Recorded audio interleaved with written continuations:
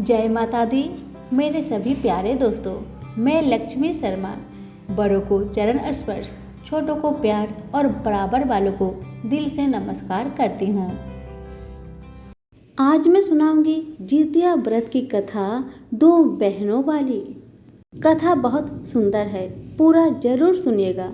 तो प्रेम से बोलिए जीवत भगवान की जय हो। कथा। एक गांव में एक गरीब परिवार रहता था। उस परिवार में पिता और उनकी दो लड़की रहती थी। पिता बहुत गरीब थे, बहुत मुश्किल से अपनी दोनों बेटी का पालन पोषण करते थे। माता का मृत्यु हो चुकी थी। दोनों बेटी 15 वर्ष की हो चुकी थी। दोनों बिटिया का नाम माता ने सुखिया और दुखिया रखी थी। दुखिया बहुत ही अच्छी और ईमानदार थी। सुखिया भी बहुत अच्छी थी लेकिन चालाक थी। पिता ने तो देखा कि मेरी दोनों बिटिया बड़ी हो गई है तो दोनों के लिए वर खोजने निकल पड़ते हैं और उन्हें एक वर मिलता है। घर जाकर सुखिया से कहते हैं, मैं सुखिया के लिए वर ढूंढकर आया हूँ। पास ही के गांव में एक गरीब परिवार का लड़का है जो बहुत ही अच्छा है, उसके साथ मैं तुम्हारा विवाह करने वाला हूँ। सुखिया कहती है, नहीं पिताजी, मैं उस लड़के से शादी नहीं करूँगी। आप मेरी बहन दुखिया का उसके घर में विवाह कर दीजिए। पिता कहते हैं, बेटी तुम तो दुखिया से 2 महीना बड़ी हो, तुम्हारा विवाह पहले होगा क्योंकि तुम बड़ी हो। सुखिया कहती है, नहीं पिताजी, मैं उस गरीब लड़के से विवाह नहीं करूंगी। अब पिता को दुखिया का विवाह उस गरीब परिवार में करना पड़ता है। दुखिया का विवाह गरीब परिवार में हो जाता है। अब सुखिया सोच रही है, अब तो पिता मेरे लिए भी फिर ऐसा ही वर ढूंढेंगे, इसलिए मुझे कुछ करना पड़ेगा। अब सुखिया एक अमीर घर के लड़के के साथ भागकर उसके साथ विवाह कर लेती है। जब पिता को आस पड़ोस के लोगों ने बताया कि देखिए आपकी बड़ी बेटी तो भागकर विवाह कर ली, ये सुन के ही पिता टेंशन लेते लेते मर जाते हैं। दुखिया तो अपने मृत पिता की खबर सुनते ही अपने घर से दौड़कर आती है, लेकिन जब सुखिया सुनती है वो पिता को देखने नहीं आती है। दुखिया को बहुत दुख होता है। माँ तो हमें पहले ही छोड़ के चली गई, अब पिता भी छोड़ के चले गए, लेकिन हम क्या कर सकते हैं भगवान की मर्जी के आगे। भगवान जो चाहेंगे वही तो होगा।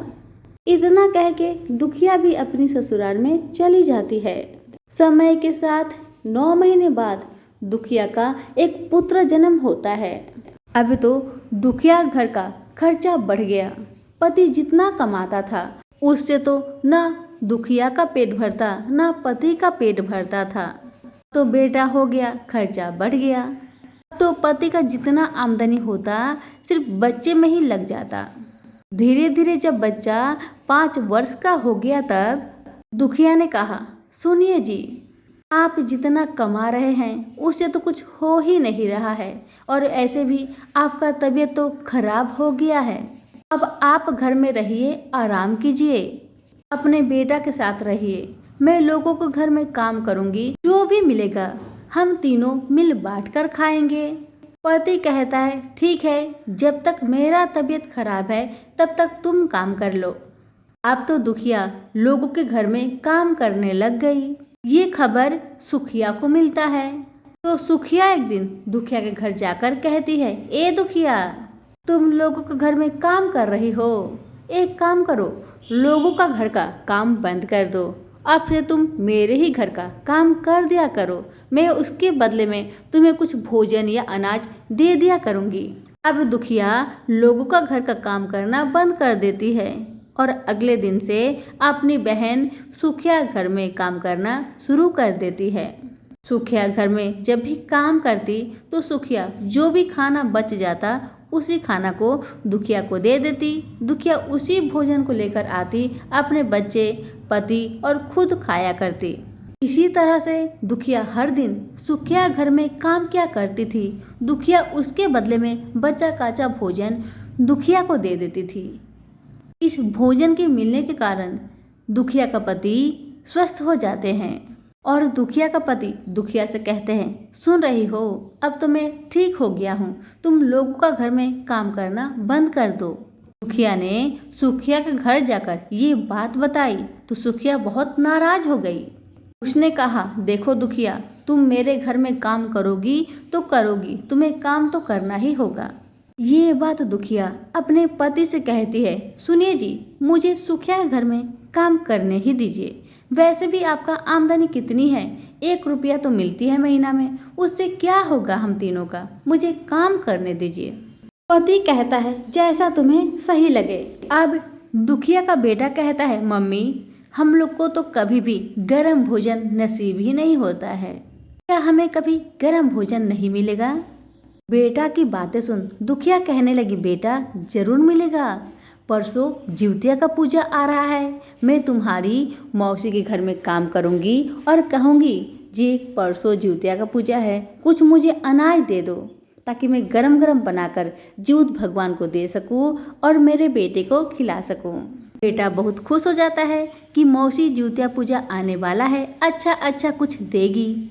अब जिस दिन नहाए खाए का दिन था, दुखिया अपना घर का सारा कामकाज करके सुखिया का घर गई और सुखिया घर का सारा कामकाज कर ली और दुखिया कहने लगी, सुखिया, कल जिउतिया का व्रत है, आज नहाए खाए है, थोड़ा सा मुझे मरुआ का आटा दे दो ताकि मैं मरुआ का आटा बनाकर उससे अपना मुंह जुठिया सकूं, क्योंकि आज नहाए खाए का दिन है, अब तक मैंने कुछ भी नहीं खाया है। और साथ में थोड़ा सा गेहूं का भी आटा देना ताकि मैं जिउत भगवान को रोटी बनाकर दे सकूं। सुखिया कहती है, ठीक है, मैं दे दूंगी, पहले एक काम करो, वो जो गेहूं दिखाई दे रहा है ना, उसे थोड़ा चक्की में पीस दो, उसके बाद ही मैं तुम्हें दूंगी। दुखिया बेचारी सारा काम काज करके बहुत थक चुकी थी। अब दुखिया चक्की में गेहूं को पीस रही है, गेहूं को पीसते जा रही है, ढेर सारा गेहूं को पीसना था। बेचारी पीसते पीसते पूरा पसीना से भर जाती है और अपने आंचल से अपने चेहरे के पसीनों को पोंछ लेती है। अब जब सारा गेहूं को पीस लेती है तब अपनी बहन से कहती है, बहन दो मुझे कुछ, कल जितिया का व्रत है ना। तो सुखिया कहने लगी, मैं तुम्हें क्या दूं, मेरे घर में जितना अनाज है वो मुझ में ही नहीं अटता, मैं तुमको दे दूं। अब दुखिया को बहुत दुख लगता है क्योंकि सुखिया ने पहले ही कहा था उसे कुछ देगी। दुखिया उदास मन से अपने घर नहीं जाती, घर के बगल में एक पीपल के पेड़ के नीचे बैठकर रोने लगती है कि आज तो नहाए खाए के दिन है, आज रात को मुझे जिउत भगवान को कुछ तो बनाकर देना पड़ेगा, लेकिन मेरे पास तो कुछ भी नहीं है, मैं क्या दूँ। ये सोचकर जोर जोर से रोई जा रही है, आंसू बहते चले जा रहे हैं। तभी आंसू को पोंछने के लिए दुखिया अपने आंचल को उठाती है तो देखती है उस आंचल में ढेर सारे आटा चिपके हुए हैं। दुखिया बहुत खुश हो जाती है। जिस आंचल से उसने अपने पसीना पोंछा था उसी आंचल में आटा चिपक गए थे, क्योंकि आंचल भीग गया था। अपने घर जाकर आटा को झाड़ के अच्छा से सान के दो छोटा छोटा गेहूं के आटे का टिकरी बनाती है। एक टिकरी जिउत भगवान के लिए रखती है और एक टिकरी अपने बेटे को बनाकर खिला देती है गरम गरम। बेटा माँ से कुछ भी नहीं कहता, बेटा समझता था माँ के दुख को। बेचारा वही खाकर पानी पी के सो गया और माँ भी सिर्फ पानी पीकर ही सो जाती है। जब 3 बजता है तो दुखिया उसी टिकरी को जिउत भगवान के लिए रख देती है और हाथ जोड़कर प्रार्थना करती है, हे जिउत भगवान, मेरे पास तो कुछ है ही नहीं, देखिए यही है, इसलिए मैं ये टिकरी आपको दे रही हूँ। अगर आपकी कृपा होगी तो अगले साल मैं बहुत धूमधाम से आपका व्रत करूँगी। इतना कहकर दुखिया फिर से अपने घर में आके सो जाती है। जिउत भगवान आते हैं, उस टिकरी को खा लेते हैं और खाने के बाद दुखिया के घर में जहाँ तहाँ हकते हकते चले जाते हैं। हगने का मतलब लैट्रिन करते करते जाते हैं। अब जब दुखिया सुबह 5 बजता है, दुखिया झाड़ू लेकर घर में झाड़ू लगाने को चली, लेकिन दुखिया की आंखें फटी की फटी रह गई। दुखिया ने देखा जहां तहां घर में हीरे मोती सोने चांदी जगमगा रहे हैं। ये देखकर दुखिया समझ गई, जरूर ये ज्योत भगवान का ही कृपा है, क्योंकि मैंने कहा था ए भगवान, अगर आपकी कृपा हुई तो अगले साल में बहुत ही धूमधाम से आपका व्रत करूंगी। शायद इसलिए ज्योत भगवान ने मेरे दुख को, मेरे कष्ट को समझे और घर में धन धन भर दिए। अब दुखिया अपने पति पुत्र को बुलाती है और कहती है, देखिए जी, देखो बेटा, ज्योत भगवान की कृपा से हमारे घर में सोना चांदी हीरे मोती जगमगा रहे हैं। ये सुनकर पति कहने लगा, दुखिया, ये सब तो तुम्हारा ईमानदारी, सच्चाई, श्रद्धा पूर्वक जितिया व्रत करने का फल है। माँ बेटा पति ज्योत भगवान के जय जयकार करने लगे। अब तो दुखिया दिन भर निर्जला व्रत रहती है। पति जानते थे कि दुखिया कल पारण करेगी तो गरम गरम भोजन चाहिए, इसीलिए पति बाजार गए एक सोनार के पास बेचकर ढेर सारे अनाज खरीद कर लाते हैं और पारण के दिन पति स्वयं भोजन गरम गरम बनाते हैं और अपने पत्नी को देते हैं। दुखिया भी खुशी मन से नियम पूर्वक पारण का दिन गरम गरम भोजन करती है और ज्योत भगवान को हाथ जोड़ के प्रार्थना करती है, हे भगवान, अगले साल में बहुत ही धूमधाम से आपका व्रत करूंगी। आपकी जय हो ज्योत भगवान, आपकी जय हो। अब तो दुखिया का पति सोने चांदी हीरे मोती के बेचकर अपने घर को महल जैसा बना लेते हैं और घर में ढेर सारा अनाज भर देते हैं। अब तो दुखिया नहीं लगती, एकदम रानी जैसा और दुखिया का पति राजा जैसा, बेटा राजकुमार जैसे रहने लगे। अब तो दुखिया अपनी सुखिया बहन के घर काम करना छोड़ देती है। जब 10 दिन हो जाता है तो दुखिया सोचती है, मेरी बहन मेरे घर काम पर क्यों नहीं आ रही है? क्या मैंने उसे आटा नहीं दिया, इसी कारण नहीं आ रही है? मुझे जाकर देखना चाहिए। इतना सोचकर सुखिया दुखिया के घर आती है, लेकिन उसे दुखिया का घर कहाँ मिलता है, क्योंकि दुखिया का घर तो महल जैसा बन गया था। उसे तो घर पहचान में ही नहीं आया।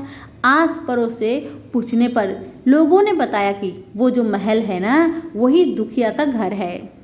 अब तो सुखिया पूरा आश्चर्य में पड़ गई। बाप रे, 10 दिन में इसका घर तो था झोपड़ी जैसा, ये 10 दिन बाद कैसे महल में बदल गया? क्या हो गया इसके साथ? अब तो सुखिया अपनी बहन के महल में जाकर अपनी बहन से पूछती है, सुखिया, ये क्या हो गया? 10 दिन पहले तो तुम झोपड़ी में थी, आज महल में कैसे आ गई? दुखिया सच्ची ईमानदार थी। उसने सारी कहानी अपनी सुखिया दीदी को बता दी कि ये सब ज्योत भगवान का कृपा है। आपने तो मुझे आटा नहीं दिया था, लेकिन मेरे आंचल में थोड़ा सा आटा चिपक गया था, क्योंकि उस आंचल में मैंने अपने पसीना को पोंछी थी। उसी आटे को मैं झाड़कर 2 टिकड़ी बनाई थी, एक ज्योत भगवान को दी और मैं एक बेटे को खिलाई थी। आज वही टिकड़ी खा के भगवान प्रसन्न होकर मेरे घर में अन्न धन भर दिए हैं। ये सुनकर बड़ी बहन सुखिया का मन में लालच पैदा हो जाता है। अब सुखिया भी सोचती है जो अगला साल वो भी जितिया का व्रत करेगी। सुखिया का कोई भी संतान नहीं था। सुखिया धन के लालच में जितिया का व्रत करने का विचार करती है। अब जब अगला साल जितिया का व्रत आने वाला था तो सुखिया कहती है दुखिया से, दुखिया बहन, मुझे तुम अपने घर में काम दो।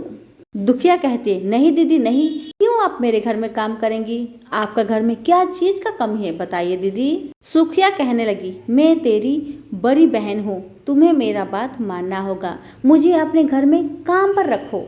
ये सुनकर दुखिया कहने लगी, ठीक है, जैसी आपकी इच्छा।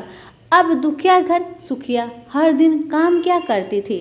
अब जब जितिया का व्रत आया, नहाए खाए का दिन था, सुखिया अपना घर का काम करके दुखिया के घर में चली जाती है और सारा काम काज करने के बाद दुखिया से कहती है, बहन मुझे थोड़ा मरुआ का रोटी दो, मैंने अब तक कुछ भी नहीं खाया है, आज नहाए खाए है ना, और कल जितिया का व्रत है, मैं भगवान को कुछ खाने के लिए दूंगी, इसलिए मुझे थोड़ा सा आटा देना। ये सुनकर दुखिया कहने लगी, दीदी आपको क्या चाहिए? देखिए बोरी भर भर कर है, सारा ले जाइए अपने घर। दुखिया कहने लगी, नहीं बहन नहीं, मुझे तुम गेहूं पीसने के लिए कहो। तो दुखिया कहती है, ठीक है दीदी, जैसी आपकी मर्जी।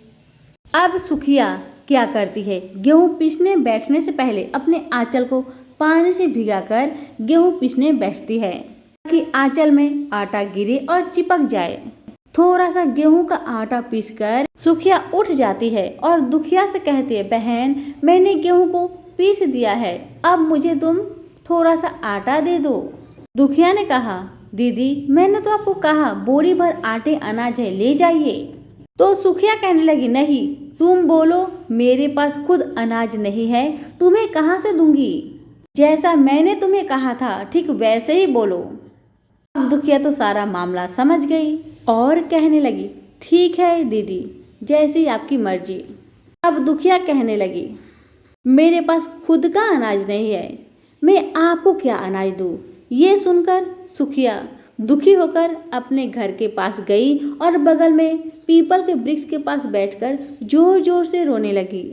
रोते रोते आंसू पोंछने के लिए जब आंचल को उठाती है तो उसमें देखती है थोड़ा सा आटा चिपके हुए हैं। अब घर जाकर उसी आटे से 2 रोटी बनाती है, एक जीउत भगवान के लिए रखती है और एक रोटी खुद खाकर सो जाती है।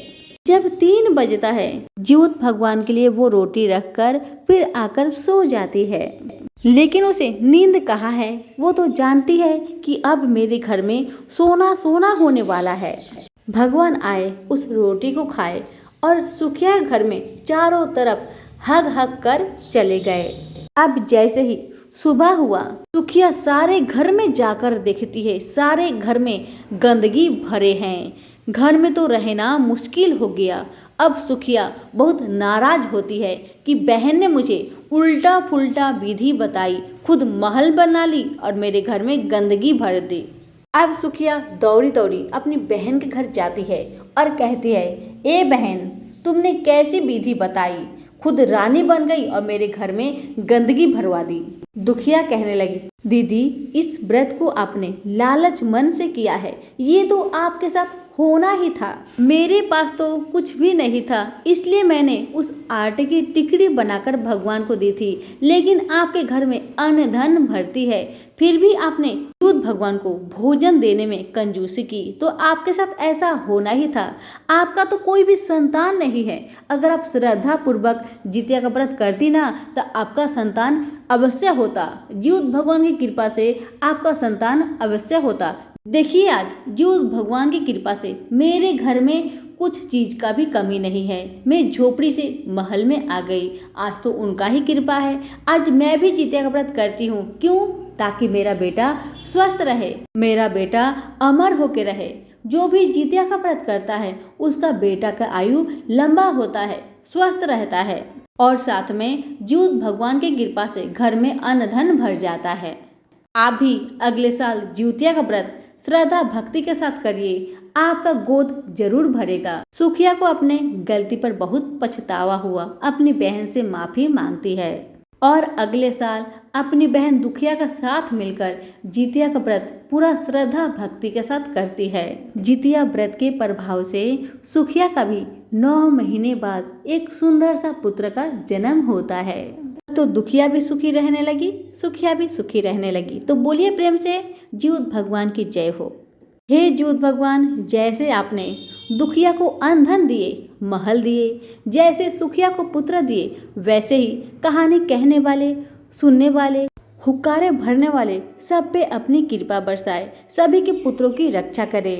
तो प्रेम से बोलिए जीउत भगवान की जय हो। इस कथा को ज़्यादा से ज़्यादा शेयर जरूर करें, भगवान आपकी इच्छा जल्दी पूरी करेंगे। धन्यवाद।